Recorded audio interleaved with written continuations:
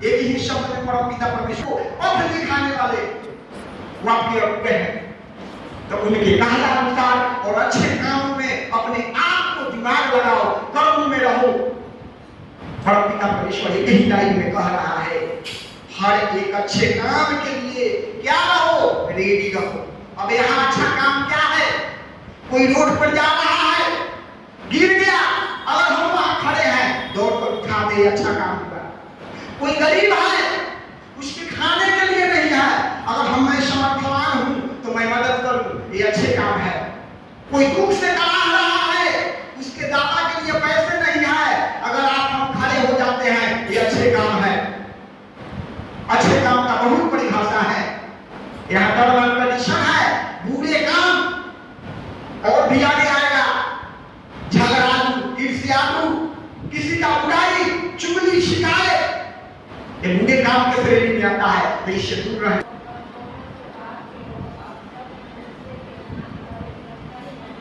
Hallelujah. देखिए क्या प्रभु कह रहे हैं, किसी को बदनाम ना कर, किसी को नहीं, क्योंकि परमपिता परमेश्वर कहता है अगर तुम दोष लगाओगे तो तुम पर भी दोष लगाया जाएगा। हालेलुया। इसी प्रकार मनुष्य में होता है, अपना और नहीं दिखता, अपना अंदर क्या गुण है वो नहीं दिखता। अगर कोई बिल्कुल आपका और नहीं, मेरे प्यारे ये गलत रास्ते हैं, आप इस रास्ते से नहीं, इस रास्ते से चलो, उस दिन से आपका उसका दुश्मनी खड़ा हो जाता है। इस कारण अगर कोई आपका खामियां दिखाता है, अगर कोई आपको बुराई को कहता है मेरे प्यारे ये बुराई है, इस रास्ते को छोड़ दो, उसको पहले पैर पकड़ के उसको दंडवत करो कि तुमने हमारा खामियां दिखा दिया, तुमने मेरा बुराई दिखा दिया, अब उस दिन से तुम समझदारी भी हो। हालेलुया। तो प्रभु कह रहा है किसी को बदनाम न करे, झगड़ालू ना हो, पर कोमल स्वभाव के हो। कोमल, what is meaning of beautiful heart? कोमल स्वभाव, कोमल स्वभाव का मतलब होता है मेरी माँ दिल में दया, दुश्मन के प्रति भी दया रखे। चूंकि न्यूटन का थर्ड लॉ काम करता है, अगर किसी ने आपको बुरा शब्द बोला उसके लिए भी प्रार्थना करो, हे परमपिता परमेश्वर इसके आत्मा से बात करो, इसके बुरे शब्द न निकले। ये आपका नीति काम का, मन से आपने काम किया। इस कारण मेरी मां प्रभु कहते हैं कोमल स्वभाव के हो, अर्थात दिल में दया रखो, सबके प्रति, सब जीवों को प्रति, किसी से झगड़ा नहीं, किसी से ईर्ष्यालु नहीं। जो प्रभु दिया है उसी में संतोष रहो। संतोषम परम धनम, संतोष ही परम धन है। लड़ाई मत रहो, किसी से ईर्ष्या न करो। हालेलुया। आगे प्रभु कहते हैं और सब मनुष्यों के साथ बड़ी नम्रता के साथ रहो। नम्रता अर्थात प्रेम भाव के साथ रहो। कहा गया है और उसकी कितना हो दुश्मन हो मेरी मां, उससे प्रेम से रहने में ही भलाई है। क्योंकि जब तुम्हारे घर में आग लगेंगे तो वही डोल लेके आएगा, बाल्टी लेके आएगा, चलो वो आग उठाओ। हालेलुया। इस कारण ये बाइबल की शिक्षा है, हम सबके जीवन को एकदम बदल के रख देता है। इस कारण बाइबल की शिक्षा है हम सबके जीवन में उतरनी ही चाहिए मेरी मां। प्रभु कहता है सब मनुष्यों के साथ बड़ी नम्रता के साथ रहो, बड़ी बड़ी छोटी नहीं, जितना प्रभु आपके दिल में प्रेम भरे, और प्रेम निस्वार्थ होना चाहिए। स्वार्थ, आज का प्रेम जानते हैं क्या है? प्रेम की अनेक परिभाषाएं हैं, अगर इस पर बोलूं तो हमको एक दिन लग जाएंगे मेरी बात। प्रेम आज के समय में बहुत लोग अपने स्वार्थ पर किसी से प्रीति लगाते हैं। वो जानते हैं कि मेरा अभी समय है, इससे अगर हम प्रीति रखेंगे मेरा काम निकल जाएगा, लात मारेंगे आगे निकल जाएगा। नहीं नहीं नहीं, वैसे लोगों को प्रभु बहुत दंड देता है। आग के झाड़ियों में प्रभु डुबो कर उसको खत्म करता है। इस कारण किसी से प्रेम करना है तो निस्वार्थ प्रेम करे। जिस तरह अपनी माँ, जिस तरह माँ अपनी बेटों से निस्वार्थ प्रेम करती है, उसी प्रकार हम सबका प्रेम निस्वार्थ होना चाहिए। हालेलुया। लेकिन यहाँ सब उल्टा है। ये मनुष्य जाति का जो दिमाग है ये उल्टा ही काम करने लगता है। किसी से स्वार्थवश प्रेम न करे। स्वार्थ कहा गया है, काम क्रोध मद लोभ शव नाथ नरक के पंथ अजिश परिहर ही भरी है मजा जो शुद्ध लौ प्रभु वचन। इशारा काम अर्थात गलत काम, काम क्रोध मद लोभ ईर्ष्या दुख अहंकार, ये नरक का क्या है? पंथ है, उसमें डुबाओ जाओगे तुम। इसका डरना है तो पापी से नहीं, डरना है तो पापी से नहीं, पाप करने से डरो। हालेलुया। डरना है तो अपराधी से नहीं, अपराध करने से डरो। हालेलुया। ये बहुत सुंदर बातें मैं क्या बताऊं, इस सब मुझे याद आ गया जब मैं लखनऊ वहां हम लोग पढ़ा करते थे, हाई उठाया जाया करते थे, तो एक बड़ी सुंदर बात लिखा है। कैसे दीवार पर लिखा है, इसलिए ये सब कैसे लिखा होगा। उसी प्रकार एक मुकिल से हम लोग मिलने गए थे, तो बहुत अच्छा लीडर साहब के बगल में लिखा हुआ था, पापी से नहीं पाप करने से डरो, अपराधी से नहीं अपराध से डरो। ये सब हमको दिल को छू गया। और जब हम लोगों ने प्रभु में आया, प्रभु का वचन पढ़ने लगा, यहाँ भी मिला पापी से नहीं पाप करने से डरो। पापी व्यक्ति उससे डरने की कोई जरूरत नहीं है, वो कुछ नहीं अब तक बाल बाका नहीं कर पाएगा। अगर आप धर्मी हैं, खड़े रूप से आप प्रभु में चलते हैं, तो दुनिया की कोई ताकत आपको हिला नहीं सकता। हालेलुया। अगर कोई अपराधी है, उससे डरने की जरूरत नहीं है। अपराध करने से डरो, अपराध करने से हम सबको रोकना है। हालेलुया। वो अपराध क्या है? किसी को धन संपत्ति छीन लेना, किसी का जमीन हड़प लेना, झूठी गवाही देकर कोर्ट कचहरी में लिखवा लेना, ये अपराध है मेरी माँ, अपराध है मेरी भाई। हालेलुया। ये अपराध किस श्रेणी में है? ये पाप किस श्रेणी में है? इस कारण परमपिता परमेश्वर दूसरा आयत में कहता है कि सब मनुष्यों के साथ बड़ी नम्रता के साथ रहो। हालेलुया। अगला 4 आयत 3 आयत पढ़ेंगे आप लोग।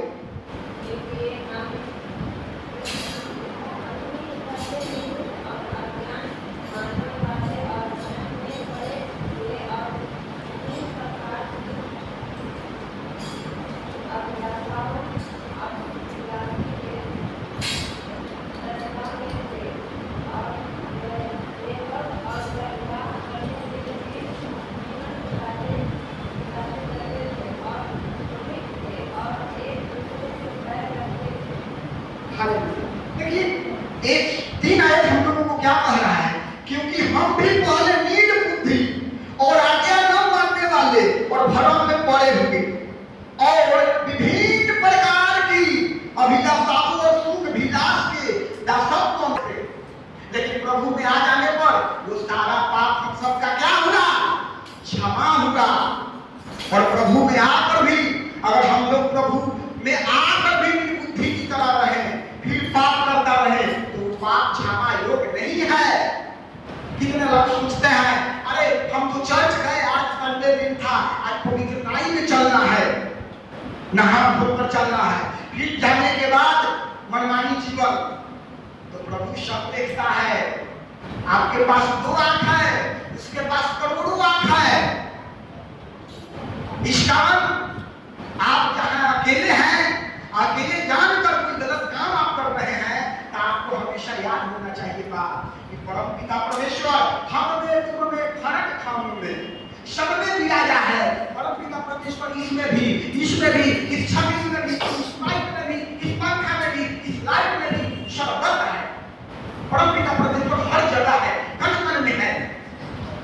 उसकी बगैर पत्ता भी नहीं बोलता। हालेलुया। उसके बगैर हवा भी नहीं चलता। उसके बगैर आपका जो सांस आ रहा है, जा रहा है, वो भी नहीं। उसका ही इच्छा है जो आ रहा है, जा रहा है। अगर उसकी इच्छा नहीं हुई, ये सांस रुक जाएगा। उस समय आपको पता चलेगा हम किस रूप में थे। इस कारण प्रभु में आ गए। इसके पहले का जो लाइफ था, उसके पहले का जो भी जीवन था, वो क्षमा योग्य था।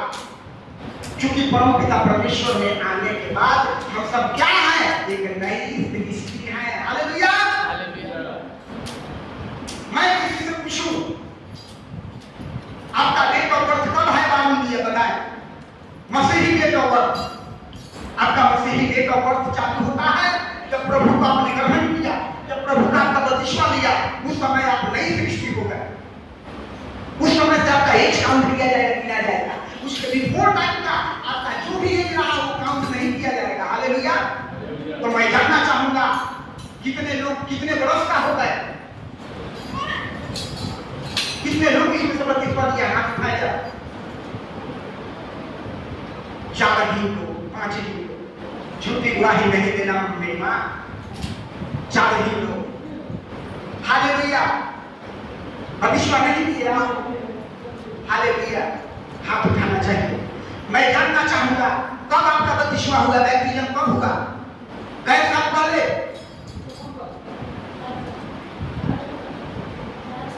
4 साल। आप 4 साल का हुए। बाबू जी आप कितने साल पहले आपका हुआ? आप 5 साल का हुए, 7 साल का हुए। जो मेरी माँ कितना कई साल हुआ बपतिस्मा का? 27 साल की मेरी माँ हो गई।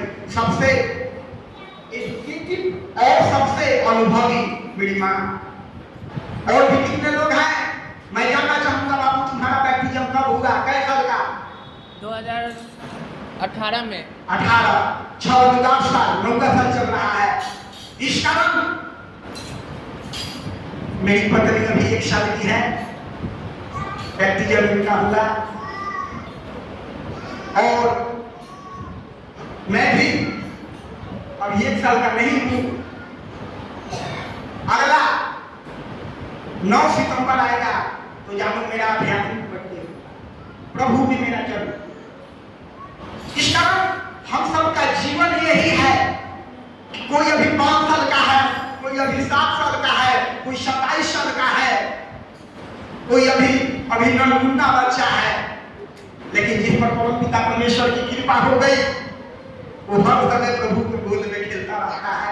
तो जो लोग कोई 5 साल का है, कोई 7 साल का है, कोई 8 साल का है, कोई 1 साल का है, वो अपने आप को हमेशा समझे कि मैं प्रभु के गोद में ही हूँ। हालेलुया। क्योंकि आप कितना हूँ बड़ा हो जाओ, ये संसारिक माँ बाप की मैं बात करूँ, आप कितना हूँ बड़ा हो जाए, आपका दाढ़ी पक जाए, लेकिन अगर आपकी माँ जीवित है तो आप थोड़ा सा नादानी करोगे तो आपको चटकन कहेगी अरे बेटे इस तरह नहीं इस तरह। उसी प्रकार हम लोग प्रभु में आ जाने के बाद भी अगर नादानी करते हैं तो परम पिता परमेश्वर वो आपको सहेजने के लिए परीक्षा ले लेगा। देखते हैं मेरा बेटा बेटी कितना मैच्योर हुआ है। हालेलुया। तो परीक्षा आपके जीवन में आए मेरी माँ मेरी भाई, घबराना नहीं। ये प्रभु हम लोगों को क्या कर रहा है, था रहा है कि मेरा बेटा बेटी मैच्योर होगा कि नहीं। मैच्योर का मतलब अनुभवी होगा कि नहीं, इस संसारिक बातों से कितना दूर रह रहा है। हालेलुया। इस कारण जब हम सब मसीह में आ गए तो एक नई सृष्टि है। उसके पहले ना मैंने कितने देवी देवताओं को अपने पूजा, मैं भी पूजा, वेद ऋग्वेद सामवेद यजुर्वेद अथर्ववेद गीता रामायण महाभारत गरुड़ पुराण विष्णु पुराण तमाम आचार्य की पढ़ाई हम लोगों ने पढ़ा, लेकिन नहीं रास आया जीवन को सच्चा पवित्र के द्वारा पवित्र बाइबल में है। जो पवित्र आत्मा के द्वारा जो फल प्राप्त होता है उसमें है मेरी माँ। इस कारण हम सब मसीह में एक नई सृष्टि है मेरी माँ। और इसी चाहत से दिन गुनी रात चौगुनी आपको बढ़ते रहना है। किसमें? प्रभु के वचनों में, प्रभु के प्रार्थना में, प्रभु की आराधना में। हालेलुया। प्रभु कहते हैं क्योंकि हम पहले निर्बुद्धि और आज्ञा न मानने वाले और भ्रम में पड़े हुए थे। पहले हम लोग आज्ञा नहीं मानते थे। देखिएगा अकॉर्डिंग टू एनोदर रिलीजन बेटा बाप से डर रहा है, बेटी माँ से डर रही है, हो रहा है ना।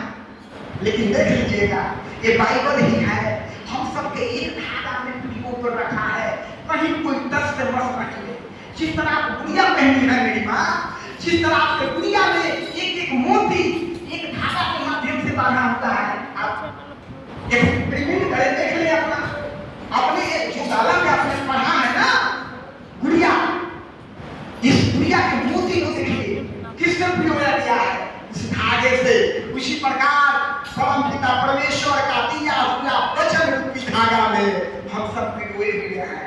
आज जो परम पिता परमेश्वर के वचन की धागा में अगर पिरोया हुआ है वो तख्त बस नहीं हिल सकता।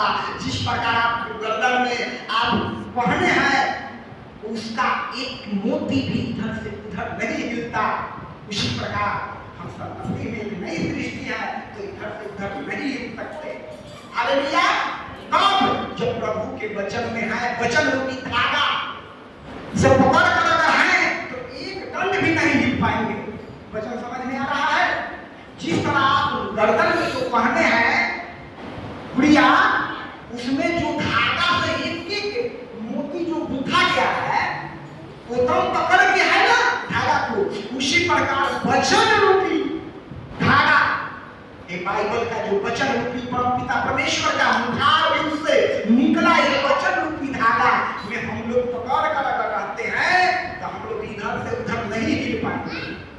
हिलने का मतलब आप नहीं गिरेंगे, गलत संगति में नहीं गिरेंगे। कहा गया है मेरी माँ, संगति का बहुत बड़ा असर होता है। कहा गया है संगत से कुछ होता है, संगत से पूजा जैसा संगत वैसा होता है। संगत बहुत मायने रखता है।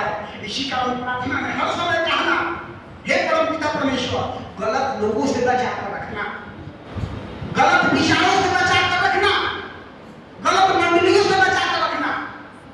न जाने गलत संगति कहां से कहां आपको दुर्गति में ले जाएगा। हालेलुया।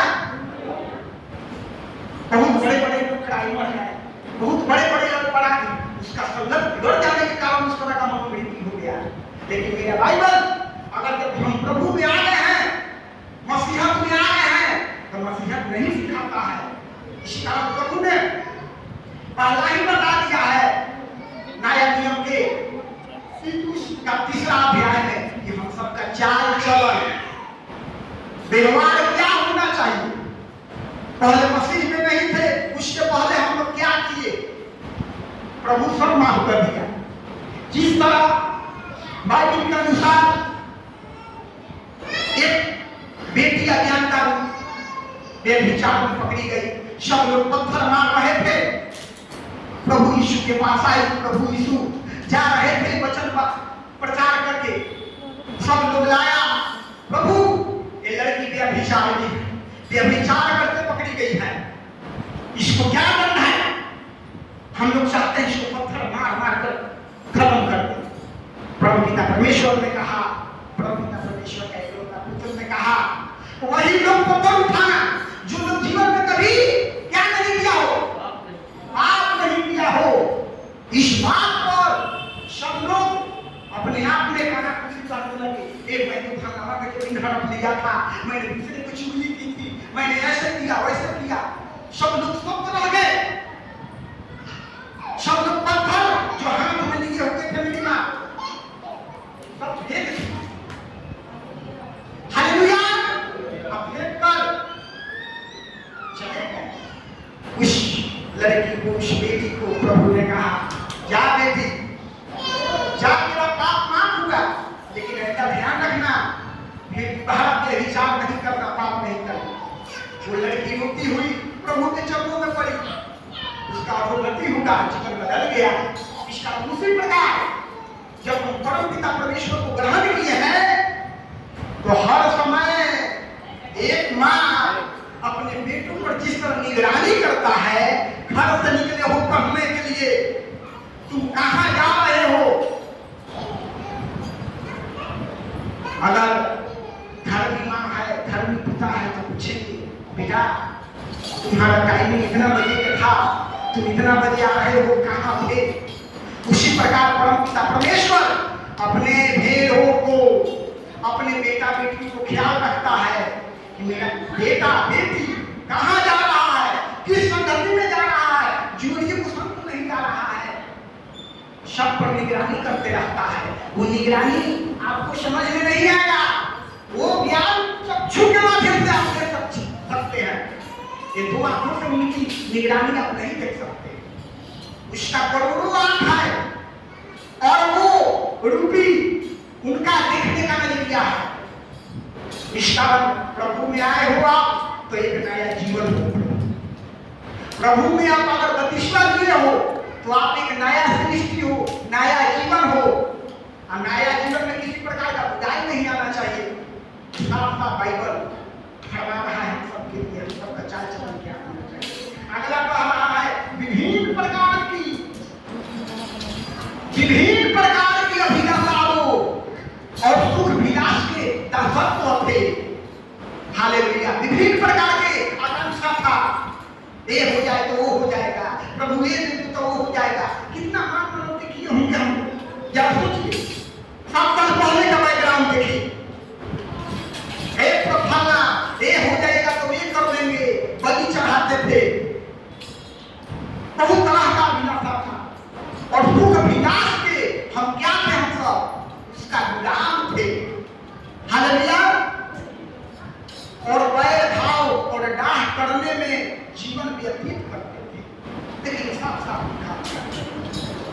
आज गांव की जो मेंटलिटी है, जो लोग प्रभु में नहीं है, उनकी मेंटलिटी जाकर देखिए। तुरंत अगर आपके घर पे 4 चक्का गाड़ी आया तो शिकवा शिकायत चालू हो गया। कहां से आया? कहीं से धन को चुरा कर नहीं लाया। डाह, ईर्ष्या, वैर भाव करने में जीवन व्यतीत करते थे हम लोग। इस सब में पहले जीवन हम लोग व्यतीत करते थे और घृणित थे और एक दूसरे से बैर रखते थे। आज भी देखिए, प्रभु में आ जाने के बाद भी हम लोग बहुत लोगों को देखा, मैं क्या बताऊं, यहां से 22 किलोमीटर एक और चर्च मुझे करना पड़ता है। वहां 3 बजे से चर्च लगती है मीटिंग में। बाहर के अधीन औरत चर्च में आने के बाद भी दूसरे से गाना फूसी फलना धीमा का एक बात। मैंने गौर किया उन पर और 5 मिनट तक हमने देखते रह गया उनको, क्या है इनके बिफोर टाइम का जीवन।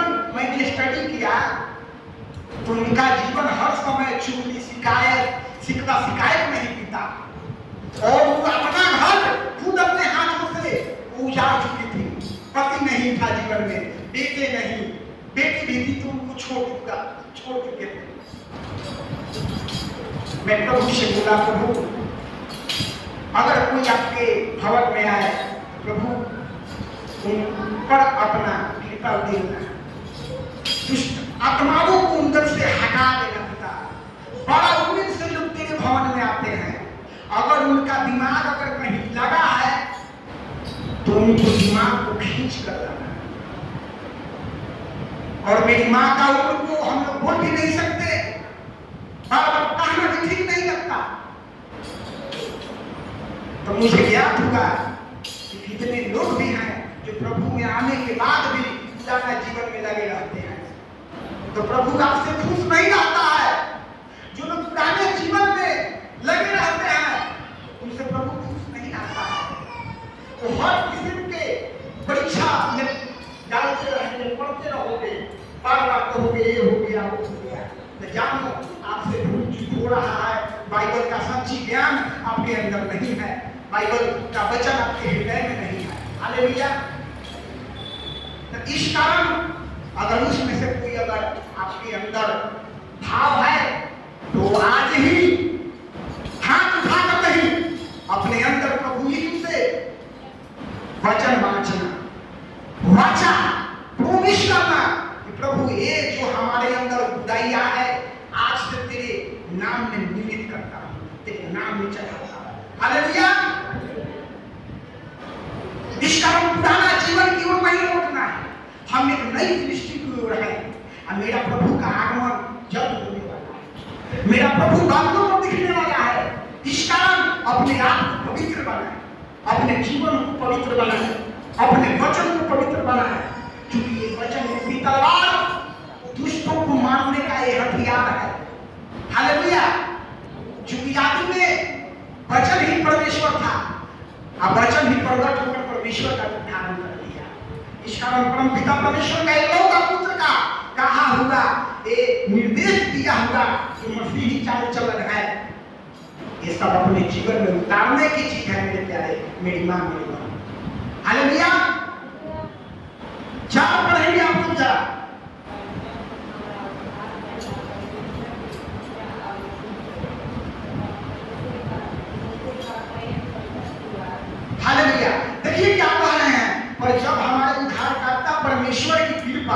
और मनुष्यों पर उसका प्रेम प्रकट हुआ। जब हमारे उद्धारकर्ता परमेश्वर, उद्धारकर्ता कौन है? प्रभु यीशु। हालेलुया। हम सबको उद्धार देने वाला, इस जीवन से पार लगा देने वाला कौन है? प्रभु यीशु है। वो है जो तुम हो, तुम्हारा जो श्वास आता जाता है, उसके बगैर एक क्षण आप जी नहीं सकते। हम सबका उद्धार करने वाला, इस संसार रूपी भवसागर से पार लगाने वाला तो परम पिता परमेश्वर जो उद्धार करता, जो यीशु नासरी है,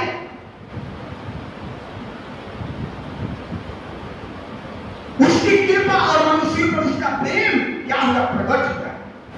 हम सब पर परम पिता परमेश्वर का इकलौता पुत्र का प्रेम क्या हुआ? हम सब पर दिखा।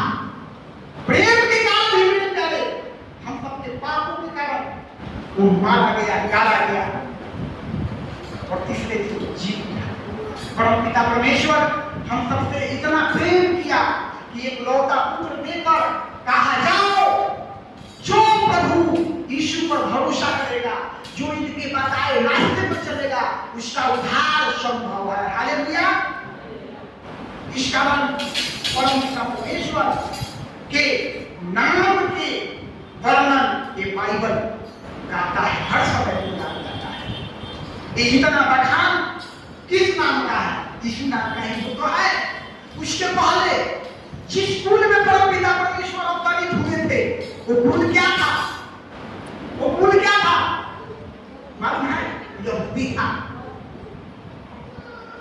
आप सीधे सीधे समझो, आप इंडिया में रहते हो, भारत में रहते हो, तो आप उस समय का यहूदी, अभी का मान लो भारत का क्या है, जो मूर्ति पूजक है, यहूदी लोग मूर्ति का पूजा करते थे ना, उसी प्रकार जो इंडिया में मूर्ति का पूजा करते हैं, सब जान लो वो यहूदी ही है।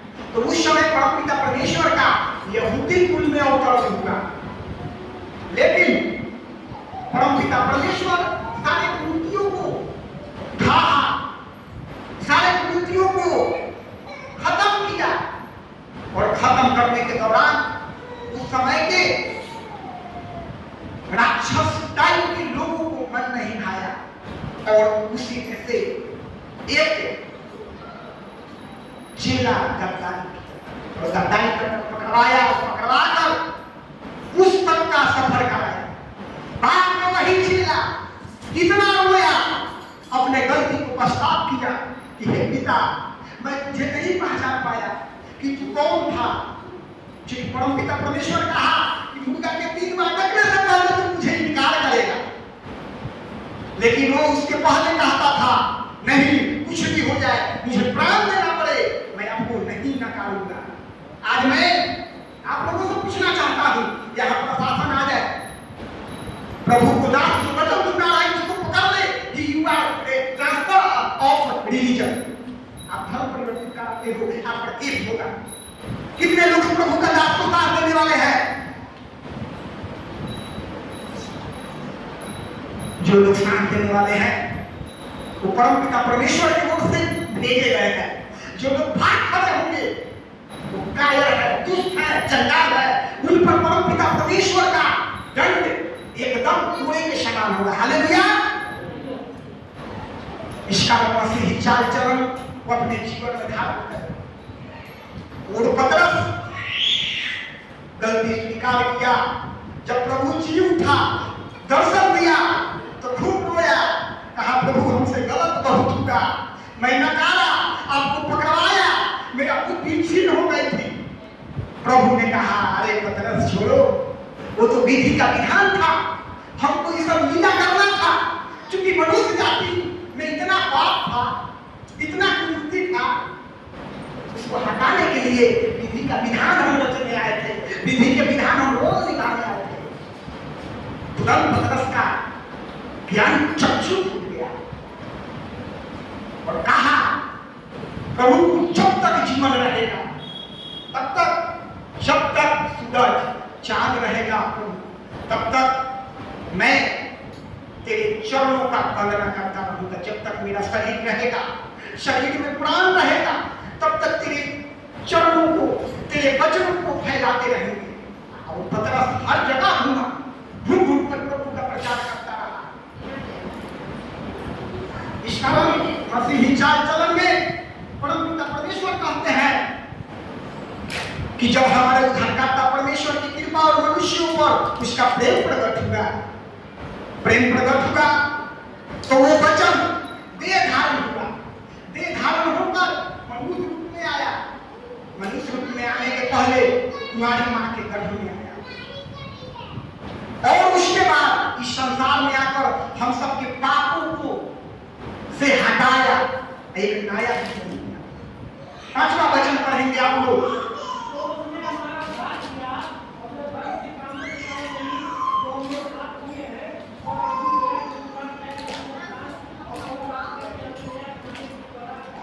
हालेलुया। देखिए पांचवा वचन हम लोगों से क्या कह रहा है। हालेलुया। बच्चे भी नहीं थे। हालेलुया।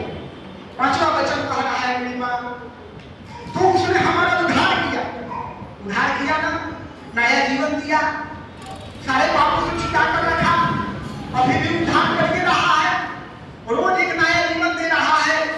सारे गलत विचारों से आप बचे हैं, सारे गलत कामों से बचे हैं, झूठे मंडली से बचे हैं, झूठे लोगों से बचे हैं। परमपिता परमेश्वर उद्धार किया ना। हालेलुया। ये बहुत बड़ा कृपा है कि आप प्रभु के भवन में आके प्रभु का वचन सुन रहे हैं, प्रभु का दास का आप दर्शन कर रहे हैं। हालेलुया। ये उद्धार ही है और यह धर्म के कामों के कारण नहीं जो हमने आप की, और अपनी दया के अनुसार नए जन्म के स्नान और पवित्र आत्मा के हमें नया बनाने के द्वारा। हालेलुया। जब हम सबको बैप्टिज्म हुआ होगा, वो लोग जानते हैं, जब पानी में हम सबको ऐसे नाक पकड़ के ऐसे डुबोया जाता है, और जब ऐसे हम पानी से ऊपर आते हैं तो बिफोर टाइम का किया हुआ पाप जो भी था सब चला गया, और जब हम उस पानी से ऊपर आए तो एक नया जीवन में आ गए। अब हम पवित्र हैं, वेदान है, एक जो कागज का एक नया कूड़ा होता है जिन पर कुछ भी नहीं लिखा होता है, उस प्रकार है सफेद। इसी प्रकार देखिएगा अपने आउट ऑफ इंडिया में, आउट ऑफ कंट्री में देखिएगा, आउट ऑफ स्टेट में देखिएगा, बहुत लोग सफेद वस्त्र धारण करते हैं। सफेद कपड़ा का मतलब जानते हैं, मैं बेदाग हूं, इसमें कोई दाग नहीं। हालेलुया। पूरा कागज जब बैप्टिज्म हुआ,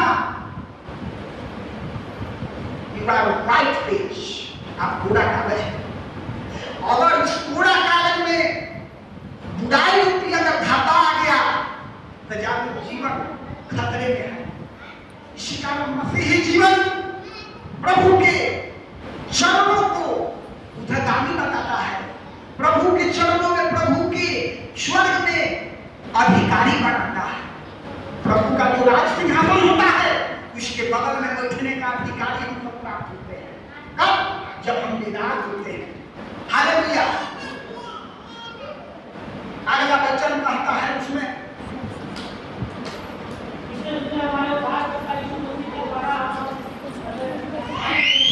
हालेलुया, जिसे उसने हमारे उद्धारकर्ता यीशु मसीह के द्वारा हम पर अधिकारी से देगा। हालेलुया।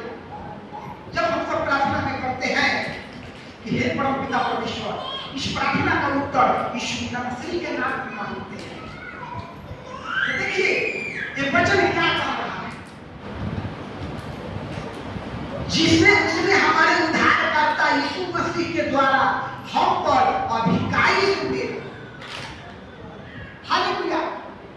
उसके नाम में जो हम सब मांगते हैं सच्चे दिल से, वो सब प्रभु मिलता है, ब्लेसिंग करता है, अनुग्रह करता है। हालेलुया। इस कारण शब्द वचन पढ़ेंगे,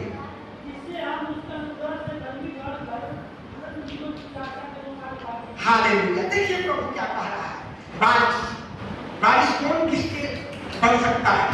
जैसे इस मनुष्य जीवन में हम लोग हैं, तो मनुष्य योनि में अभी है हम लोग, तो इस शरीर को पोषण करने के लिए क्या क्या चीज की जरूरत है? रोटी चाहिए, कपड़ा चाहिए, मकान चाहिए, समाज में बोलने के लिए शिक्षा चाहिए, शब्दों का ज्ञान चाहिए, अर्थात पढ़ाई लिखाई। 4 चीज नेसेसरी है, रोटी, कपड़ा, मकान और शिक्षा। ये 4 चीज नेसेसरी है ना, जरूरत है। इसी प्रकार जब अपने पुत्र पुत्री, हम सब का बाल बच्चों, जब हम सब इस दुनिया में नहीं रहेंगे तो हम सब का जो भी प्रॉपर्टी है कानूनी तौर पे जो है उसका वो वारिस होगा हम लोग। इसी प्रकार वचन कह रहा है कि जिससे हम उसके अनुग्रह से धार्मिक ठहरकर अनंत जीवन की आशा के अनुसार क्या बने, उसका वारिस बने।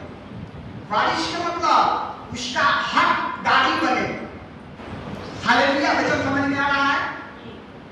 अगर वचन आप में है तो परम पिता परमेश्वर का आप वारिस हैं, पुत्र हैं। आप में अगर वचन का ज्ञान नहीं है, आप प्रभु के सिखाए रास्ते पर नहीं चलते, प्रभु के वचन में नहीं चलते, तो आप प्रभु का वारिस नहीं है। वारिस का मतलब पुत्र पुत्री, बेटा बेटी। हालेलुया। अगर किसी का जमीन उसके बाप के नाम पर है, खाता खेसरा के वाला है, तो उसका बेटा बड़ा शान से कहता है हमारी जमीन है, मेरा जमीन है, कोई नहीं इसको ले सकता है। उसी प्रकार हम सब परम पिता परमेश्वर का बेटा बेटी है।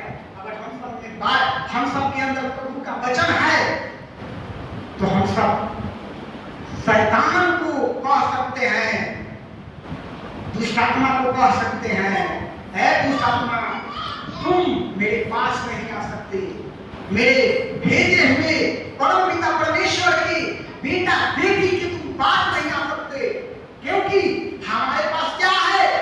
वचन रूपी तलवार है, इससे तुमको मारकर काट देंगे, भगा देंगे। हालेलुया। आगे वचन पढ़ेंगे हम सब, आज वचन पढ़ेंगे। यह बात सच है, मैं चाहता हूं कि इन बातों के विषय में जितना से जोड़े इसलिए जो हमने पर बात किया है, बड़े बड़े कामों में मुझे ऐसा लगता है ये बात है। हालेलुया। देखिए आज वचन क्या कह रहा है, यह बात सच है। ये रियल में बात क्या है? ट्रू है। परम पिता परमेश्वर का दास कह रहे हैं ये बात सच है, और मैं चाहता हूं कि तू इन बातों के विषय में दृढ़ता से बोलो। दृढ़ता माने सच से बोलो, सच से, सच्चाई से। इसलिए कि जिन्होंने परमेश्वर पर विश्वास किया है वे भले भले काम में लगे रहने का ध्यान रखें। देखिए वचन क्या कह रहा है, जिसने परमेश्वर पर विश्वास किया है। हम सब अगर प्रभु पर विश्वास करते हैं, प्रभु के वचन में चलते हैं, तो वे भले भले काम में लगे रहने का क्या रखे? ध्यान रखे। अच्छे अच्छे कामों में, गलत कामों में नहीं, भलाई करने में, किसी दूसरे का मदद करने में, जो आपसे बन पड़े शक्ति अनुसार, जिस तरह प्रभु ने आपको सामर्थ्य दिया है उस अनुसार आप अगर इस काम में रहे हैं, ध्यान रखें। ये बातें भली और मनुष्यों के लाभ की है। ये हम सब जो भी प्रभु बता रहे हैं, मसीही चाल चलन क्या होना चाहिए, ये सब हम लोगों को भलाई के लिए है। हालेलुया। ये अच्छे काम के लिए है, मनुष्यों के लाभ के लिए है। हम सब की क्या है? लाभ के लिए ये सब बातें हैं, फायदे के लिए है। अगर हम इस वचन पर चलते हैं, प्रभु के वचन रूपी तलवार को अपने दिल में रखते हैं, तो शैतान को हम लोग हरा सकते हैं। हालेलुया। क्योंकि हम सबका लड़ाई किसी मनुष्य से नहीं है, जाति जाति के लोगों से नहीं है। हम सबका मनुष्य आंतरिक लड़ाई है। ये मन में बैठे काम, क्रोध, मद, लोभ, ईर्ष्या, अहंकार से है। अगर किसी के प्रति अगर बुराई करने का अगर अंदर आ रहा है, तो उससे लड़ना है, वचन से भगाना है। अरे तू भाग, हमको तू भ्रष्ट करने आया है, तू हमको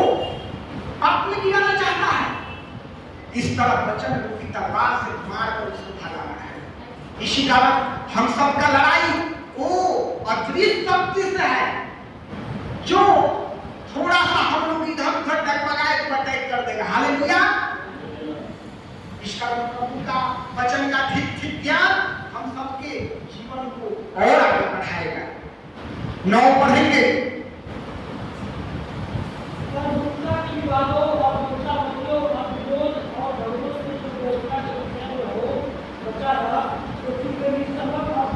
हालेलुया। देखिए 9 नंबर वचन क्या कह रहा है, और मूर्खता के विवाद।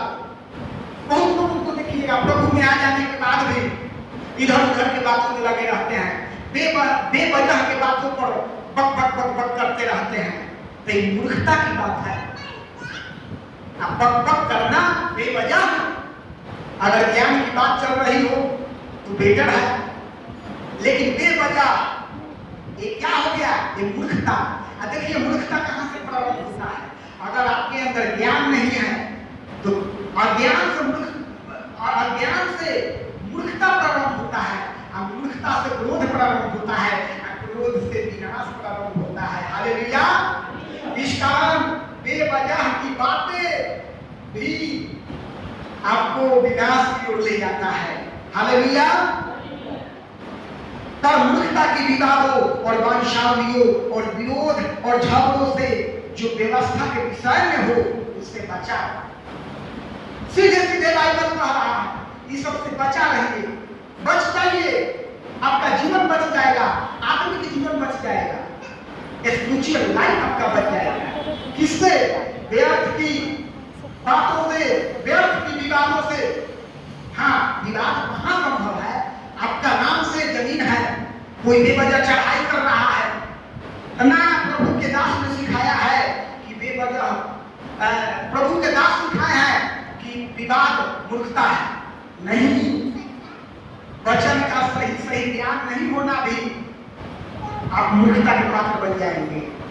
आपका विवाद वहां लड़ना आपका धर्म है, आपके नाम से जमीन है, कोई चढ़ाई करना चाहता है, वहां विवाद आपका क्या है?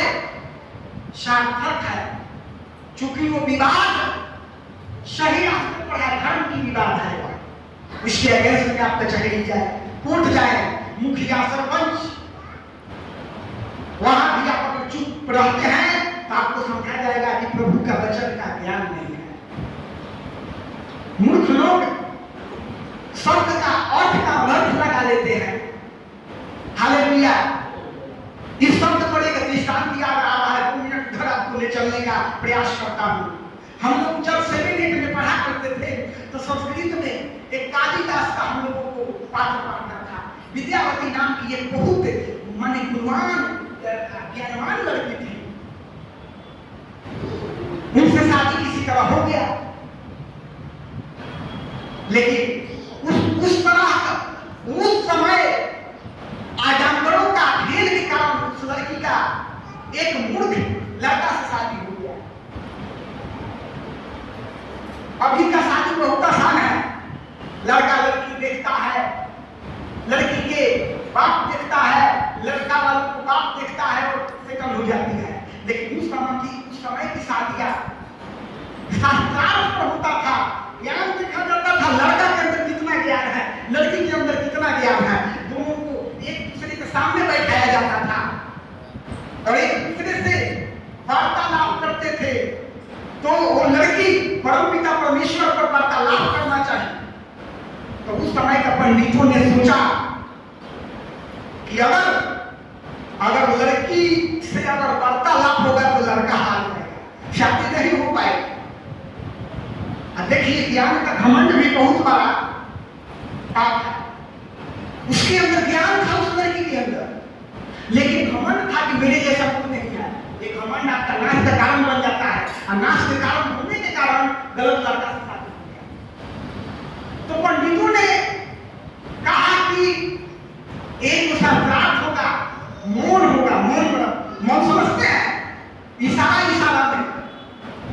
तो लड़की ऐसे एक अंगुली उठाई, तो लड़का सोचा कि अरे मूर्ख था, पढ़ा लिखा नहीं था, उसको ज्ञान नहीं था। लड़का सोचा अरे लड़की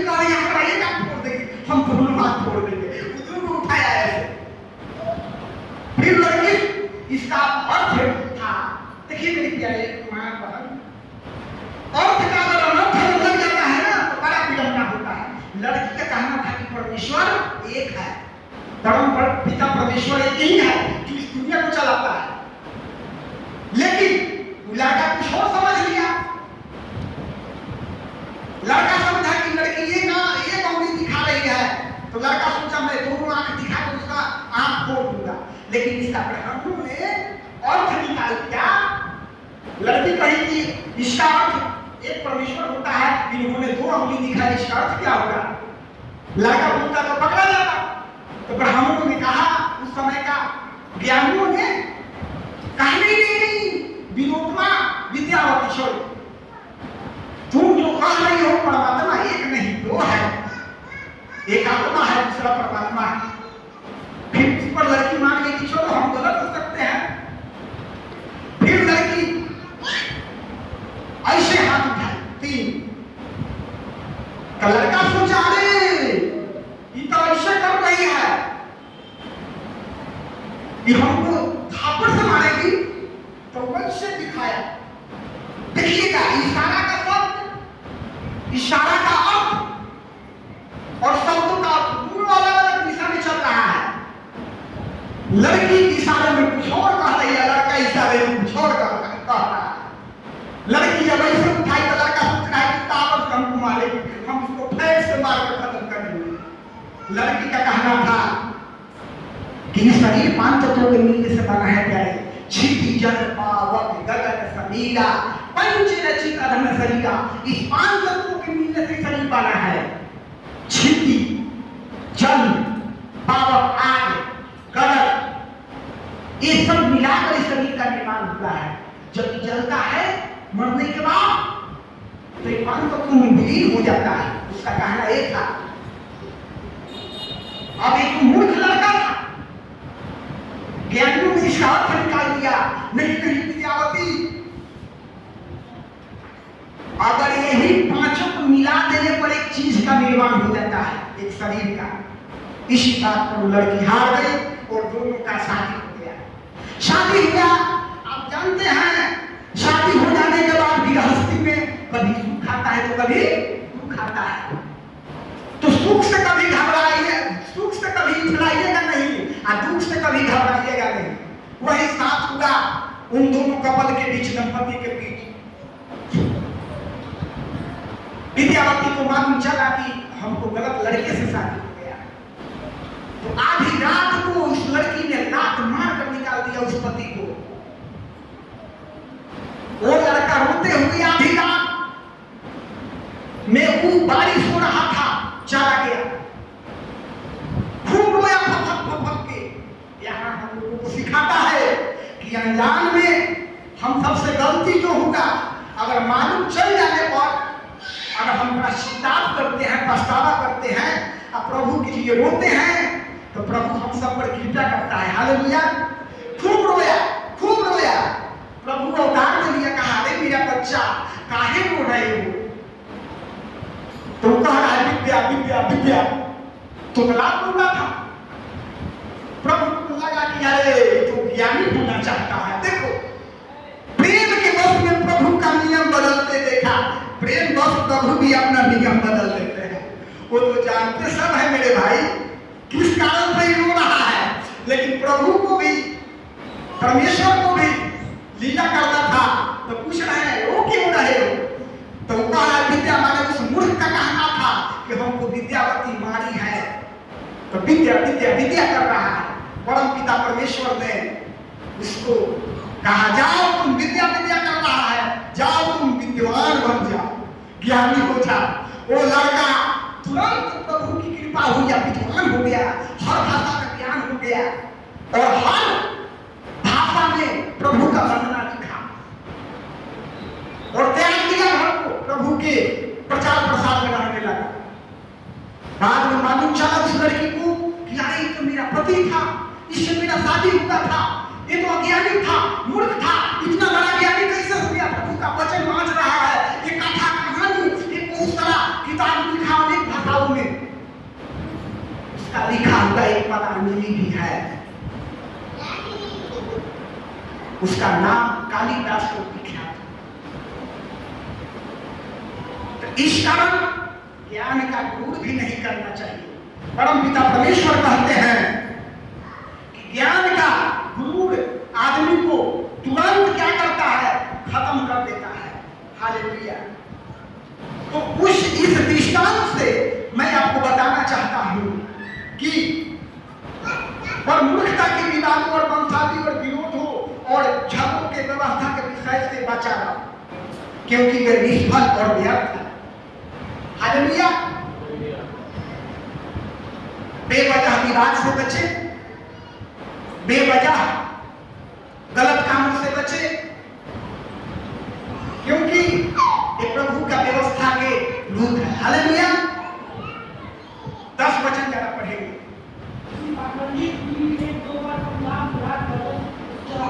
हालेलुया। देखिए कितना बढ़िया बात प्रभु कह रहे हैं।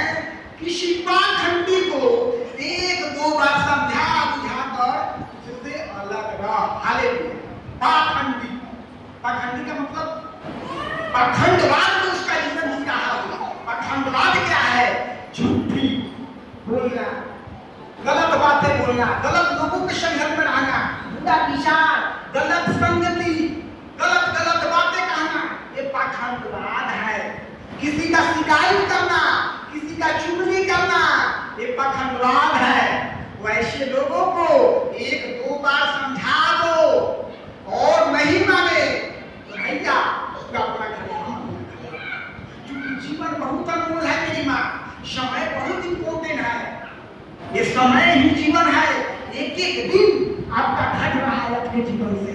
इस कारण हर समय आपको प्रभु से प्रार्थना करना है, प्रभु गलत लोगों से बचा कर रखना, गलत संगति से बचा कर रखना, बुरे विचारों से बचा कर रखना।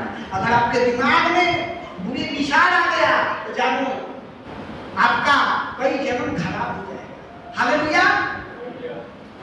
क्योंकि ये सब बाइबल के विरोध है, ये प्रभु के विरोध है। हालेलुया। 11 पढ़ेंगे।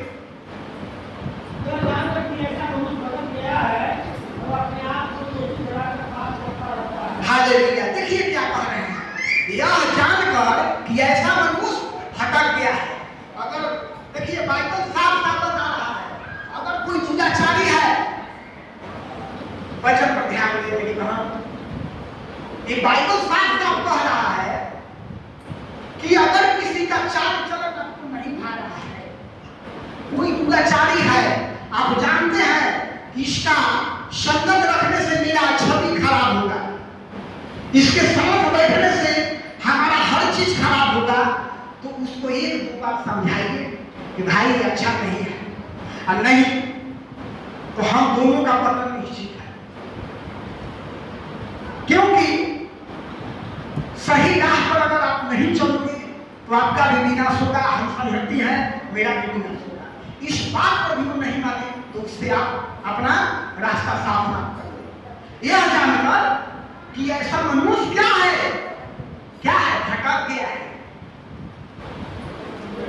और अपने आप को दूसरी ठहरा कर बात करता रहता है। ये भी बात जान लीजिए, अपने आप को भी दूसरी ठहरा कर वो हमेशा पाप अगर करता रहता है तो उससे भी आपको दूर रहने की जरूरत है। सीधे सीधे हम लोगों ने आज नया नियम के तीतुस के 3 अध्याय के 1 से 11 वचन में मसीही चाल चलन हम सबका क्या होना चाहिए, हम लोगों ने क्या क्या सीखा। झगड़ालू नहीं होना है, ईर्ष्यालु नहीं होना है, गलत संगति में नहीं रहना है। कोई अगर आपके गलत संग आपके समक्ष आ गया है तो उसको 1-2 बार समझाओ, अन्यथा उससे आप दूर हो जाए। हालेलुया। और भी जो भी प्रभु ने आज्ञा फरमाया उस पर अगर हम चलते हैं तो हम सबके जीवन एक नई दिशा की ओर चलेगा। हालेलुया। चलिए इसी शब्दों के साथ अब हम सब प्रार्थना करें। हालेलुया।